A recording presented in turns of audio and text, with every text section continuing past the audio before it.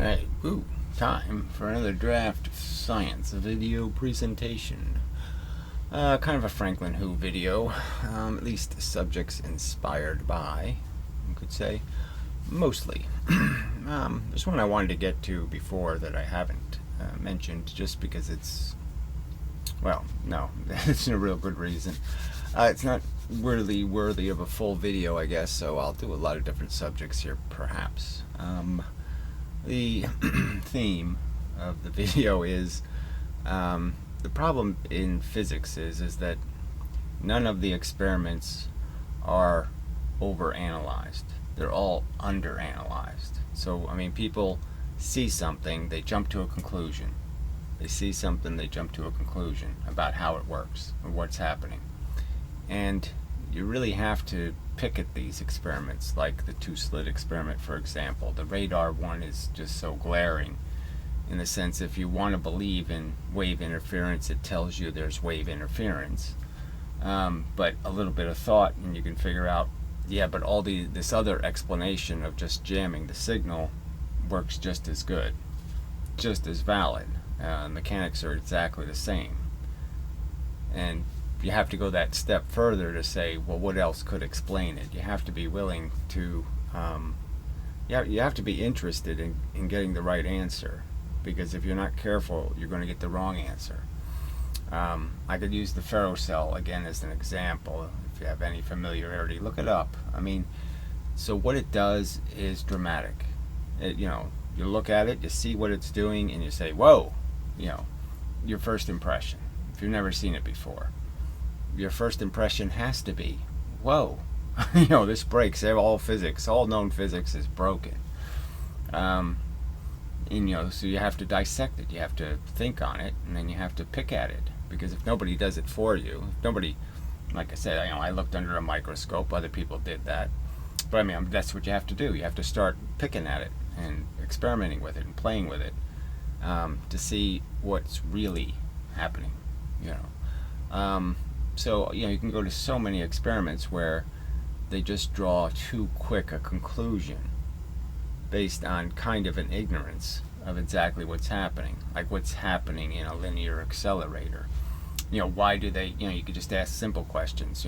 They're measuring how much charge is hitting a plate. And then all of a sudden, they stop measuring how much charge, how the plate's getting charged, and they start just measuring how hot it's getting. Why the change? Was there something wrong with measuring charge? Or did charge not fit your model? It stopped making more charge, and therefore you had to say there's got to be some reason why it's not doing that, so let's measure heat instead, because the energy has to be there.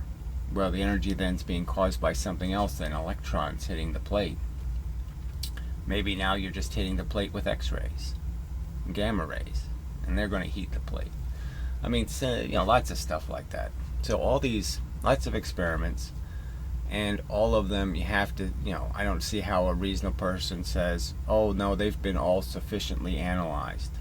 We've spent sufficient amount of time dissecting and teasing out the truth. Like with the two-slit experiment, they've done enough really strict clinical experiments where they sat there and really tried to dissect. When, I can show just obvious things where they'll say, oh, you have two slits, and then if you close one, you don't get any pattern. When they already know you have to get a pattern. The single slit by itself creates lots of pattern. So they already know that can't be the right answer, and they just say it because that's what they're trying to, that's what they're propagandizing, is a theory they have, a notion they have, and they've just skewed all the evidence and bent all the evidence to fit that notion. And it's clear. And, the real physicists should be just saying, no, you have to really beat these experiments to death. You have to meticulously go through every little detail of it, because all the details matter, and you really have to, look for the right answer and be sure it's the right answer. You really do have to take out the magnifying glass, the microscope, the whatever you can, to really look to see if this is the only possible answer, the only possible explanation. I mean, they always say this stuff, the only possible explanation is wave.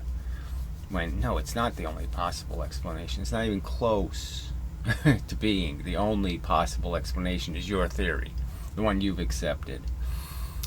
So it's something we all have to be careful, not to step into this experiment proves my theory when maybe it doesn't. How deep did you go? So anyway, so all right. So here's another example. One of the basic Euclidean, whatever you want. It's not even Newtonian. I mean, it was before Newton. What's his face? I can't remember his name. But anyway, arguments is that orbits are always ellipses. Orbits are always ellipses. Orbits are always ellipses. And it's like that it's a law that they have to be an ellipse. It's not a law. It's just a law of probability that they're going to tend to be ellipses because a perfectly circular orbit is improbable or unlikely. But certainly there's no rule against it. So all you're really saying is they tend to be wobbled. They tend to be distorted. They tend to not be, but you could argue that in some sense, if there was a perfect environment and the energy was, produced by, an even explosion or an even cause of the separation between two things, that orbits would be circular, that they could be. But they're not. And, the argument can be made, well, why aren't they? Even when we put something in space, orbiting the Earth, we can put it in a really good orbit, but it degrades and it falls apart over time. And, it should be understood, well, why does it do that? Well, because there's lots of other things in space, the moon, between the Earth and the moon. And right there, you're automatically going to break a circular orbit because the moon isn't going to interact in some sort of even way. It's going to interact in an uneven way, and it's going to keep tugging you out of your perfect orbit. And then all you have to do is say, well, what if the sun is also moving a little bit, not perfectly spinning on a perfect axis in perfectly still space? Well, that's going to ruin your perfect circle pretty quickly. So there's causes why there's ellipses, but it's not like it's a rule. It has to be an ellipse. So it's just, it's just a context that's never talked about, and it's never even talked about the fact that, well, why is it an ellipse? Is maybe because the sun is constantly processing and creating a variable environment, and and then you have all the asteroids hitting stuff. Obviously, it's something like the Earth, it's just sitting around for 4 billion years. It's going to be impacted by a lot of different sources of momentum that are going to force it out of an ellipse. But even that subject then is also absent from any discussion about when they talk about life on other planets and all this stuff. It sort of has to be understood that, well, it's pretty unlikely. All we have to do is make the ellipse that the Earth is in a little bit more, there's a right word for that. Not extreme, eccentric. Make it a little bit more of an ellipse. And all of a sudden then you have huge differences between the seasons. The whole Earth changes dramatically season to season. Then what chance does your life on Earth have then? Less and less chance. Your life on some other planet. So if ellipses are the probable outcome, and we could argue that our solar system is pretty quiet, as they could have been. It's pretty old. So you'd sort of understand that, none of this can even start happening until you have a pretty stable solar system, one that doesn't have dramatic stuff still moving around in eccentric orbits. But anyway, just saying, it's all these subjects, all this stuff is so incomplete, and so physics is so built on seeing what else they can build on top of the foundation. They just spend no time at all. I mean, there's no physicist talking about any of these fundamental subjects in any other context than building it on top of a whole quantum theory. I mean, they're looking for quantum gravity. They're not looking for gravity. They're looking for quantum gravity. They're looking for a gravity made out of muons and buons and pions and flyons and all this other crap. With all that stuff included. They're not just going back to the beginning and saying, what's a plausible mechanism for gravity? So there's nothing, there's anything, none of it's rooted in dealing with the basic phenomenon and being sure that you've got those right. So again, I would argue that there's so little evidence, I mean real evidence, good evidence, hard evidence, clear evidence, that photons are bent by gravity. Yet every physicist, I don't think there's a single exception almost, will just assert, oh, it's beyond proven. It's so clear that that's got to be the truth. I'm saying there's just no reason to smash that into your theory of reality, because it is so contrary. And, it creates a paradox, a circumstance that really can't be explained, in terms of the context of all the other forces and how they behave. It's completely irregular, and they just accept it as a fact, when it doesn't make any sense, when it doesn't fit with everything else, because then you have to ask the rational question, well then why doesn't magnetism affect light, and why aren't any of these other forces relevant when usually they are relevant? If one force bends it, then the other forces should be at least affecting it. So anyway, Franklin has put together a paper and a claim, a theory, a model, and invited me, to look at it. But we still disagree, I guess, on such a foundational level, about accepting even the existence of. He has a whole theory based on what positrons are doing. Positrons are an essential component of his theory. And I doubt their existence. I don't even know where these positrons would be in atoms. Where the hell are they? What are they doing? How are they functioning? Just doesn't say anything to me. They certainly don't explain protons. You can't make the excuse that positrons are the exact opposite of an electron, and yet somehow they make a proton, because you'd need 2,000 of them to make one proton. Something like that, by weight. And I'm not saying that's not possible, but make that your theory then. Make it so it can be understood why there's such a disproportion. And if they're the exact opposite of an electron and they have the same charge, well then if I put 2,000 of them in a proton, I don't have the same, an opposite charge of an electron. A single big heavy proton has the same charge as the little tiny light electron, so to speak. Somehow they have an equal charge. If I cram 2,000 electrons together, I'm not going to have the same charge as a proton, so they can't be hiding in protons, really. Anyway, so it's already kind of hard to sit there and say, okay, I have to accept, or I just accept their existence, even though I think the evidence for their existence is, meager and unconvincing, and it also just doesn't make any sense. I can't, even if I accept the evidence of an existence of such a thing, I still have to explain where they are and why they're not doing anything. And that's the part that's really missing. They say they exist. They say everything has an antiparticle. Well, where are they? How can you say they exist and then not account for where they're existing? Where are they? Because there has to be an awful lot of them to make up for all the matter that exists. And why? And how can they be antimatter and not have mass? Not have any reality in all the other implications of being something real. That's anti, but still real. You wouldn't say a positron doesn't have any mass, would you? So where is all this mass?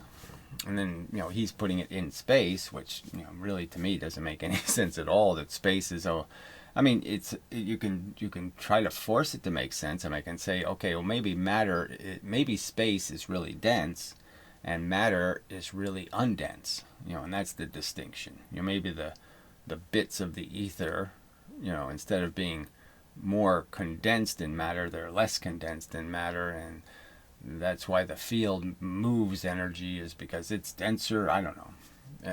It's just very difficult to make anything.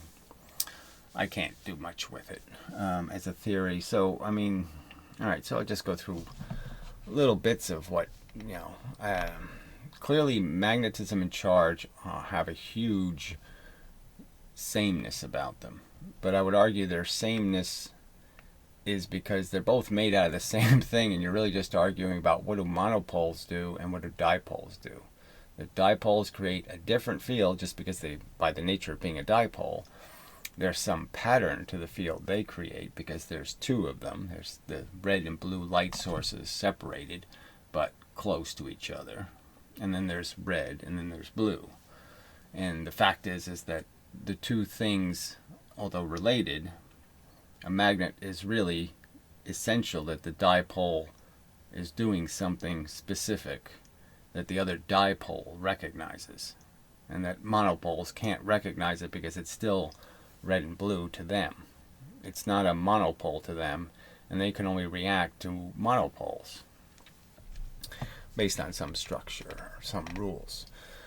All right, so his theory is that there's a matrix of these poselectrons. So you take, so there's this, the whole universe is made out of positrons and electrons, but they still seem to be, so my first problem is they still seem to be separated by space.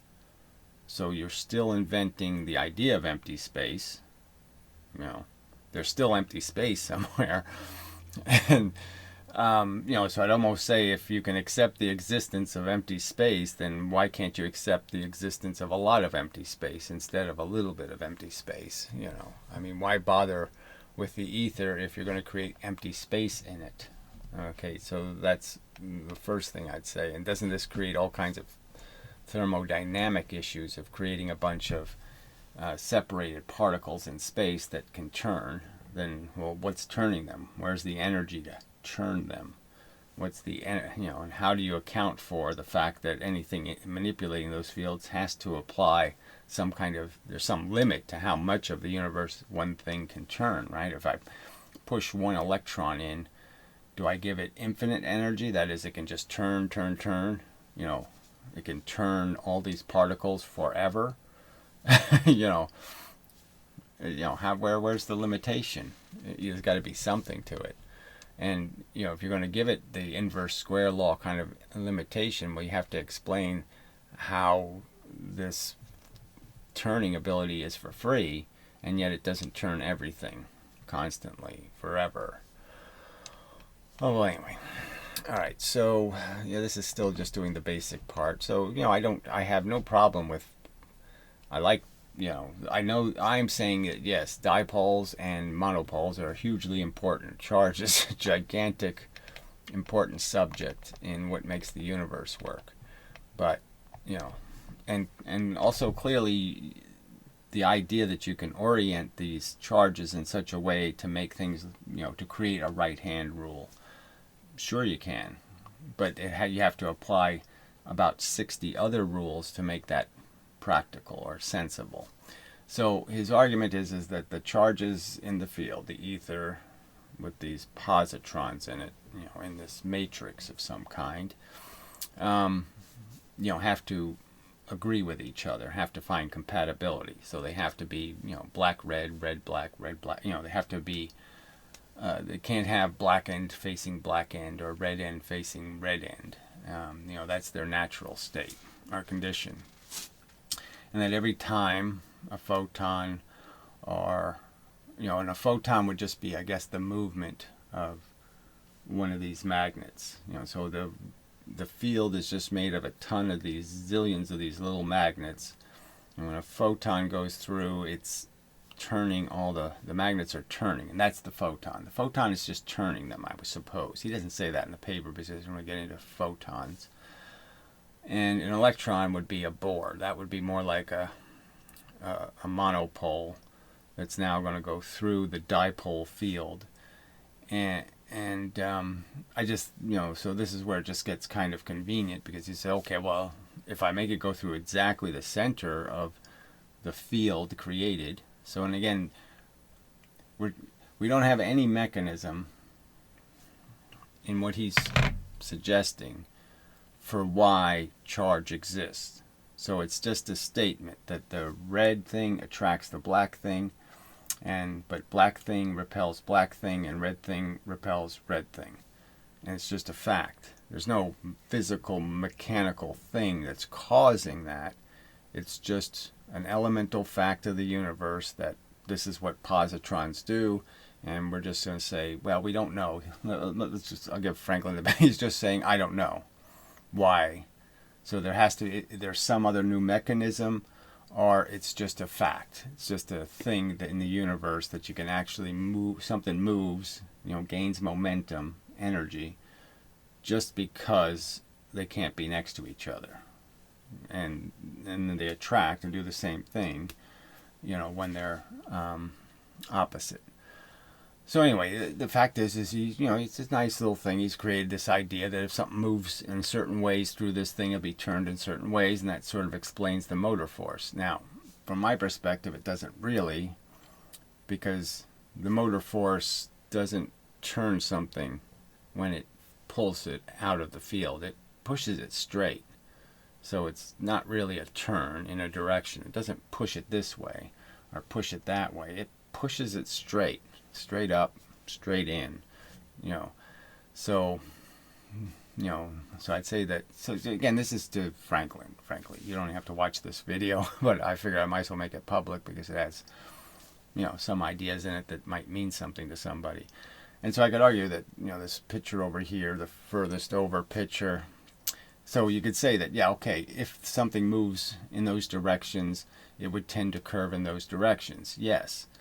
But if I'm moving it in and out of the page through this matrix, you could also understand that, well, if it's a little bit off center, it's going to be pushed right into one of those poselectrons.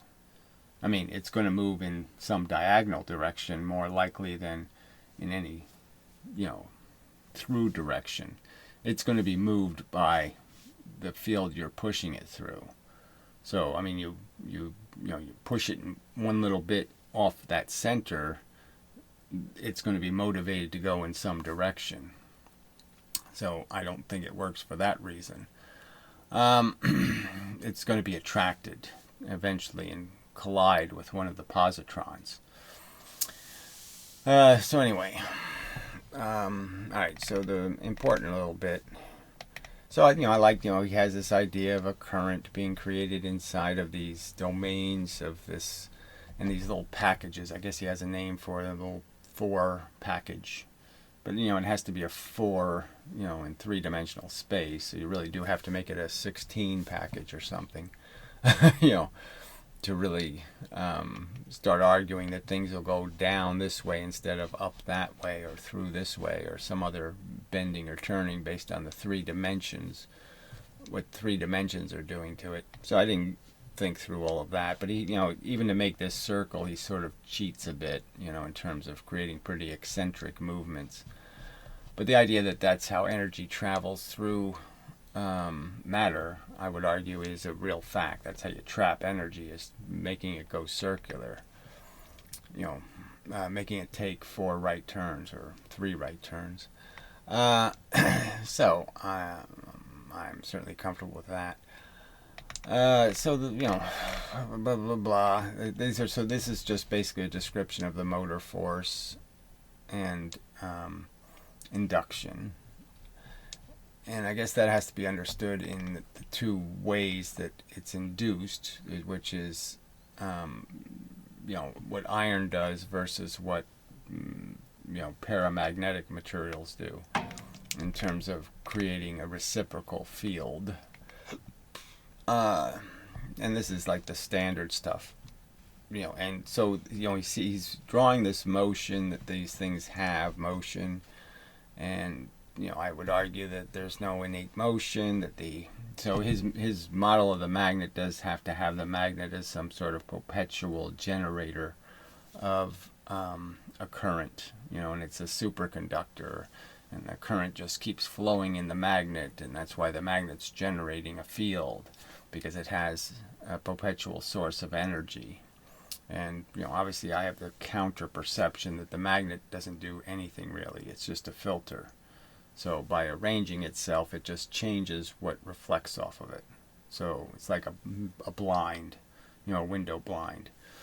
Turn the plastic one way, there's no light. Turn another way, there's light. The blind doesn't have any energy. It just reflects the world. It either reflects it back or it absorbs it. That kind of thing. And that's all it can do. Just because of its arrangement, the energy goes a different place. So it's a switch, it's a filter, those kind of words. The magnet isn't generating the energy, it's reflecting it. Okay, and so if it reflects it back to you in a certain way, it's going to segregate what it's going to take a mixed field in, and it's going to give you a segregated field out, a segregated view. All right, so he uses in here solving Faraday's paradox. And, first, the solution is so this is an example of an experiment where, you just have to pick at it before you start figuring out. So this kind of goes back to the argument between electric boom guy and Professor Lewin over Kirchhoff's rule or law, and what's causing the effect. So Professor Lewin measures a voltage in a circuit, and then he measures another location that should have the same voltage. Well, anyway, the point is he measures the same place and he gets two different results, is the real point. So the same location has somehow got two different voltages. It's 9 volts or it's minus 9 volts, that kind of thing. It's a dramatic difference in the voltage in the same exact location. And obviously you'd say, well, that doesn't make any sense, is what you'd say. I would say that. That's my reaction, so there's got to be an explanation. Professor Lewin kind of tends to say, no, there's no explanation. It's Faraday's law. It's the rules. That's the way it turns out. And the explanation is no, it's just about your probes. Okay, so to measure the voltage, you have to go inside an inductive field. And there's no way for you to take your measuring device and put it in the inductive field without inducing in your device the phenomenon. So you've broken your capacity to measure because you're measuring with a tool affected by the experiment. So you're not isolated anymore. And so this Faraday's paradox is very similar, same idea. So I wouldn't blame Faraday for not understanding some stuff. I mean, he had a whole, like I said, he had a theory of gears. It's not terribly dissimilar to some of Franklin's arguments in a sense, except he had little gears and big gears, to explain magnetism. Clearly he thought the field lines were pathways, which to me the field lines are arbitrary. They're like ferrocell. Sprinkling the iron filings is not telling you the importance part. It's not showing you the important part. The important part are the rays coming off the magnet, so to speak. The straight lines, that are creating the curved lines. So again, you could look at the planets circling the sun, and you could just think, oh, well, there must be some kind of energy field, like it, that makes it circular and makes it move in that circle and does all that stuff. No, the real game is to understand that there's straight line force coming off the sun, a negative force, and then there's the velocity of the Earth, and those two lines are the thing deciding the path. The path has nothing to do with that place in space being at all interesting. It just has to do with how many straight lines are coming off the sun, and how many, coming off again. What the lines are coming from the outside pushing is what the way to think about it, and the absence of them on the other side. So it's just about the Earth being in a position where there's more stuff hitting it one way than hitting it the other way, and that's the path. Anyway, so I'd argue that anytime they draw magnetic field lines that are not drawing the force, They're drawing the consequence of the force, which is really different than drawing the actual force. You have two forces. You have the velocity vector, and then you have the force of gravity vector. Those are the two important lines. Okay, those are the ones to draw, and they'll give you the outcome of the round path. So if you draw all the straight lines, they'll show you the exact path. The path is a consequence of the forces, and the forces are invisible. They're not made visible by watching the Earth go around the sun, just as the force of the magnet is not made visible by throwing iron filings on the paper. Alright, so this experiment has to do with spinning a disc and spinning a magnet. And the idea is that you spin a piece of copper, you spin something. It's paramagnetic. And it's all this idea of it creates little eddy currents, and somehow you could measure the voltage off the disc. And the whole thing is, broken by not understanding that this is a measuring problem.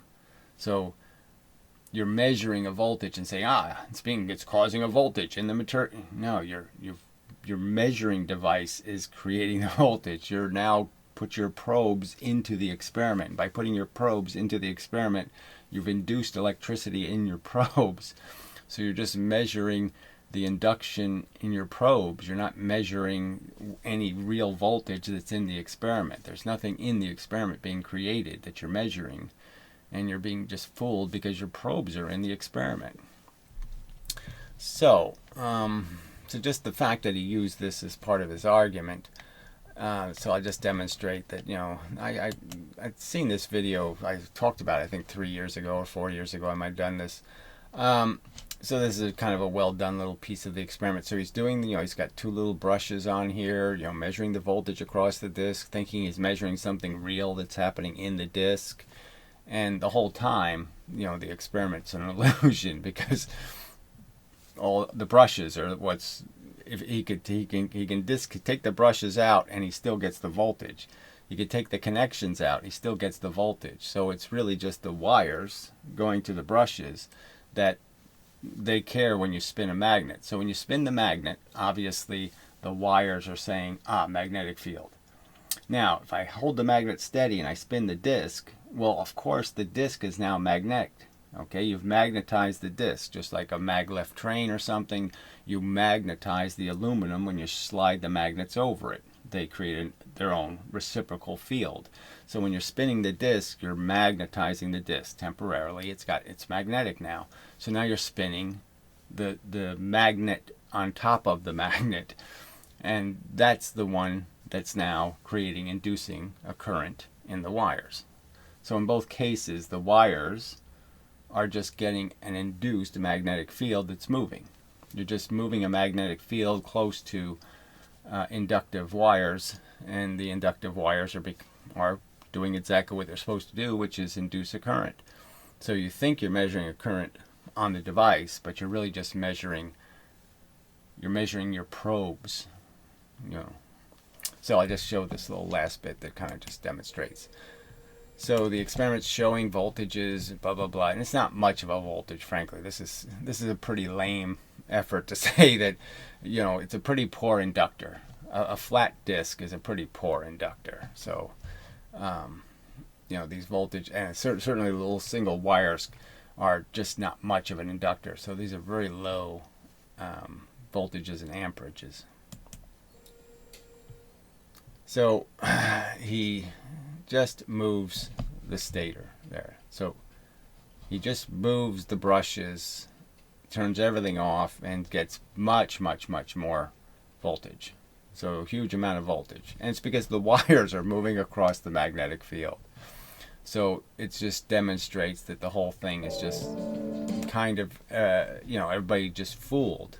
So I don't know whether Faraday actually brought this up. I don't know how many experiments he did with just discs. But obviously, the catch is not realizing that every time you attempt to measure something in a field, the problem is your measuring device is real matter, and you're putting it into a real field, and it's going to be affected by that. So now your measuring device isn't going to be very reliable. And obviously you can't take the whole meter and put that inside the experiment because it's got coils in it, it's got all kinds of wires, circuits, all that stuff is going to get all screwed up, and you won't be able to measure that way either. So there's no way to really isolate. You can't measure inside of an inductor, the field of an inductor in any kind of reliable way. There's just no way to do it. Well, I can't say that. You can twist the wires, you can do different tricks to try to undo the inductive effects, but you're going to have some effect. No matter what you do, there's going to be some changes, some effects on your probes and your instrument that you're just not going to be able to prevent. You're not going to be able to create enough isolation.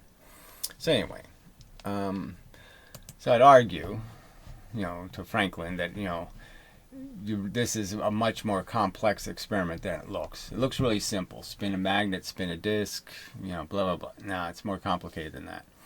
And so it's like the ferrocell. You have to really take it apart, see what it's really made out of to figure out that, this has nothing to do with bending anything. Just, it has to do with refracting light, and the angles at which you're viewing something change the internal reflections. You go to a certain angle and it's all internal reflections. So, by changing angles, you change what you're going to see.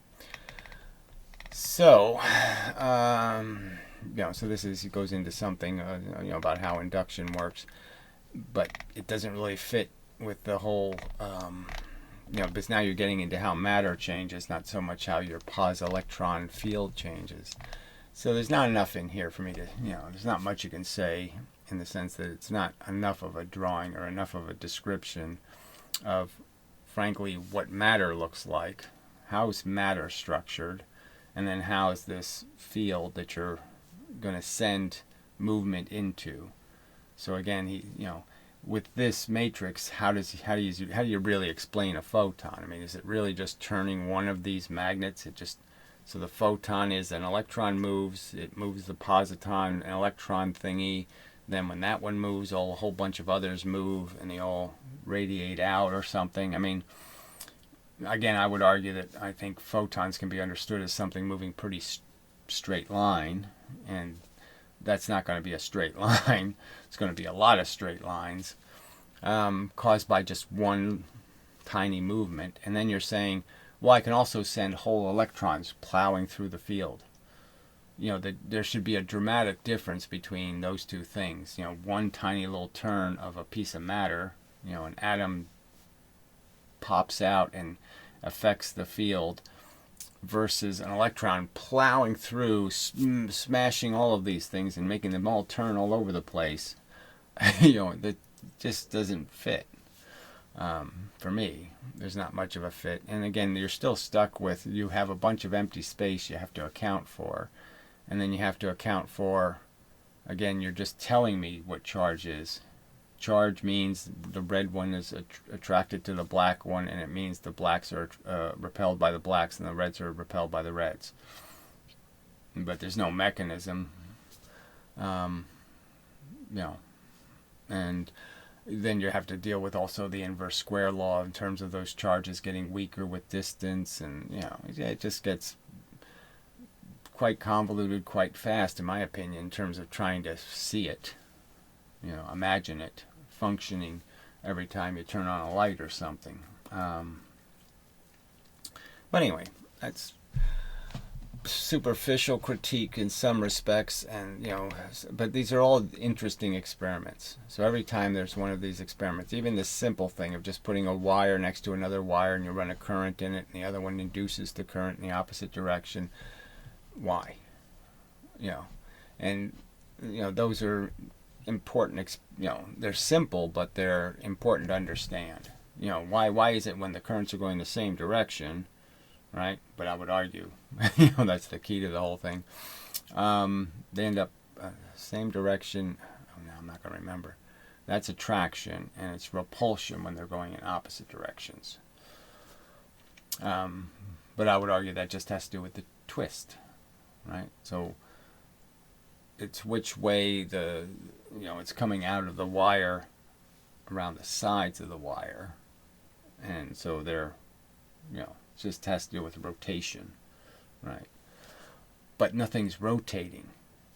The only thing that's rotating is the view. So you have to, so I'll draw that part, yeah. So I can draw.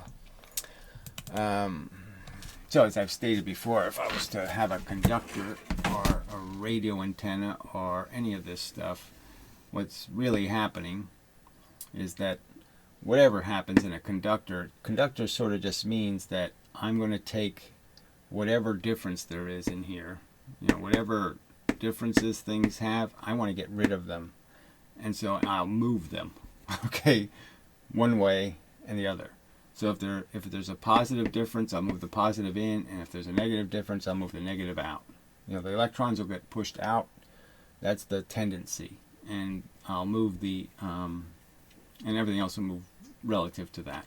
But that's what a conductor does. It just means it can move anything that's out of balance and throws it as far away as possible. So if it's a wire, it throws the imbalance to the end of the wire. Okay, it throws it as far away as it can. Any change.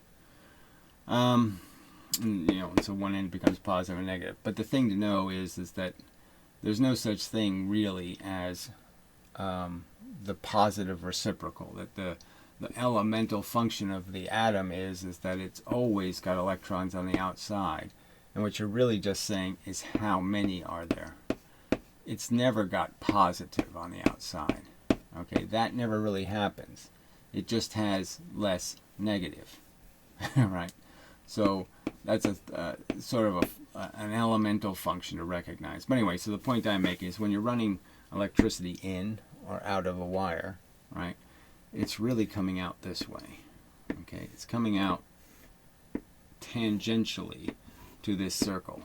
Okay, it's not coming out perpendicular to the circle, it's coming out tangentially to the circle. And that's what everything is seeing. Viewed from this side, it's coming right for me from this direction. Viewed from this side, it's coming right for me from this direction. Alright, that's the opposite. So there's nothing turning. This isn't a water wheel turning. Alright, well, frankly, it is, in the sense when the electricity is going through, it's constantly changing the atoms from, it's changing the polarity of an atom. An atom changes from being, an atom is moved, so I shouldn't say changed. So the atom just moves. So all you're doing is saying, if I have a row of atoms, I shouldn't make them squares, that might not work. Well, anyway, and I'm just changing this view. So when I move the atom this way instead, okay, I don't turn it this way, I just turn it this way. So it's moving back and forth this way. Well, that exposes this part of this atom, right?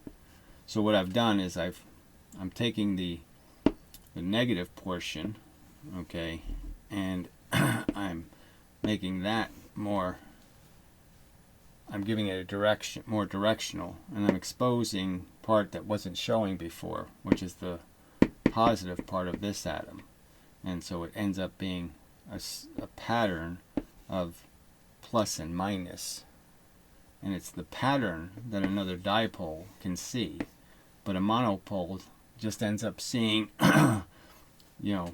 inconsistent rays of plus and minus. So the monopole says, yeah, I'm attracted, but I'm repelled, I'm attracted, I'm repelled. Where the dipole can match the pattern and therefore be either attracted or repelled based on just matching the pattern. Matching its negative to its, this is positive, so this is negative, so its positive part is exposed there, and its negative part is exposed there, and its positive part exposed there. So if it can match the pattern, then it can be attracted or repelled. Alright. But anyway, I'd just say that this, like Franklin's explanation, this creates an idea of that you can manipulate where the positive and negatives are, and then create a fact where, looking at it from one direction, you'll be able to see the difference between what is exposed to you. You'll see something different when the blinds are turned you know, it's like blinds, right? You can turn them up or you can turn them down, and you get a very different look, you know, when the rounded edge versus the other side, the curved edge. So depending on how you flip them, so from this angle you're seeing the blinds flipped one way, and when they're from this angle, from this side, you're seeing them all the other way. And that is the explanation for why running electricity one way will cause the energy to push one way versus the other. But anyway, I'm not really trying to argue my theory, just arguing why, you know, Franklin's got a hard job convincing me, because I already have a theory that I think is rather complete and efficient. Very few moving parts. I don't need positrons, neutrinos. I don't need any of that modern fallacious science. I'm not dependent on the existence of any of quarks or you know, any of that stuff. It's totally useless, even. And I don't have to accept the existence of stuff that really hasn't been proven. That is where you bend a force with a force. And all of that crap. So, yeah, so that's part of what I would explain as why, you know, I'm not persuaded. And again, you can't say, all right, I'm going to explain how magnets work, but the fundamental mechanism that makes them work, which is repulsion and attraction, you're not going to tell me anything about why positrons don't like positrons, or why electrons like positrons. You know, none of that's going to be explained. It just is, and you know, it's okay, but it's a pretty big elemental function, a pretty kind of complex in terms of its real momentum. So where does it come from? Where does the energy come from for something to be repelled or to be attracted? What's its motivation? What's motivating the positron or the electron to move? So, good enough, I think. So, till the next time and such. I don't think there's, you know. I mean, the real point is I wish, maybe these people who oppose me don't wish this, but I wish real physicists would spend real time analyzing real experiments. And they don't have to be very complicated. You don't have to have a linear accelerator where you have a bunch of assumptions built in, you know, and where you're obviously manipulating the experiment to get the results you want, because you go from counting charges to counting heat. You know, why, you know, they're doing a, you know, they actually chart it on a chart. How much energy does the electron have?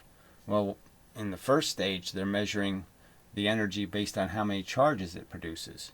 And then they just keep drawing the chart, and later, though, they're just measuring how hot the plate gets, and they're saying the heat is what the electrons are causing. So how come it goes from charge to heat? It doesn't seem, you know, it's not a standard way of measuring, which just seems like, no, your ruler shouldn't change, you know. So yeah, that's probably enough. I'll declare it so, and such. So, till the next time, and such, and so forth and whatnot. Yeah, I wish there was more to interact with here. I wish there were more people in the subject. I wish there was more willingness to go through all these experiments and take them apart and see how they work. But there appears to be none. I mean, you know, it's like Fractal Woman. She talks about the ferrocell, but she won't talk about it in the context of reality. You know, and it just, you know, so it's just there's such an unwillingness to deal with what facts you're trying to put together. We don't even have agreement on what the facts are that you have to have in your model, you know. So it's like, you know, Franklin can tell me there's positrons, and I can say, why? I mean, because one little thing goes through a piece of lead, and, you know, it could be a proton, and it swirlies, you know, the opposite direction of an electron, which would be perfectly sensible for a proton, we're going to call it a positron, because we're assuming protons can't do that for some reason. And the whole reason is because we don't think protons can go that fast, or they can't go that slow, or whatever the reason is. Why can't they? And I'd almost argue, I would argue that I don't even think any of this is being created by actual particles. I mean, it's even something like a cloud chamber. You have to understand that what you're seeing, again, this is like the ferrocell. It's showing you something, but are you really seeing the real mechanics? I mean, you're really not seeing an electron. You're seeing a cloud. A bunch of atoms have now been disturbed and have created ions, all right, that are creating this cloud in the vapor. So it's a tremendous amount of energy that's being released into the literal alcohol ether, and this is, it's not what you think it is. It's not like you're watching a little electron. You're watching, something more. There's more to it, you could argue, just because the amount of energy is pretty dramatic to be able to create this cloud. And obviously something as simple as an electron losing its energy and combining with another atom, you're probably not going to be able to see a single electron doing that. That doesn't seem very likely, that you could disturb so much matter, that you could create this fog, with such a tiny thing. And it's a real fog. It's not like you're creating like little, even if it was photons, you could almost say, okay, I created some photons. But you're not creating light. The fog doesn't light up. It's not like you're dispersing light through the fog. You're reflecting light off of it. So it's creating the fog. It's not like the fog is there and you're just lighting up a part of the fog. No, there's no fog and you're making the fog. It's a lot of work to make the fog. And that's what the little tiny electron is supposed to be doing. And it seems a pretty dramatic leap. That, you don't, that they couldn't be just a gamma ray or something, some intense pile of energy that's just pushing into things. And when it pushes into them, the thing itself takes the path because it caught the energy. So anyway, so till the next time and such, so forth and whatnot. This has been a DraftScience video presentation. Thank you for your attention.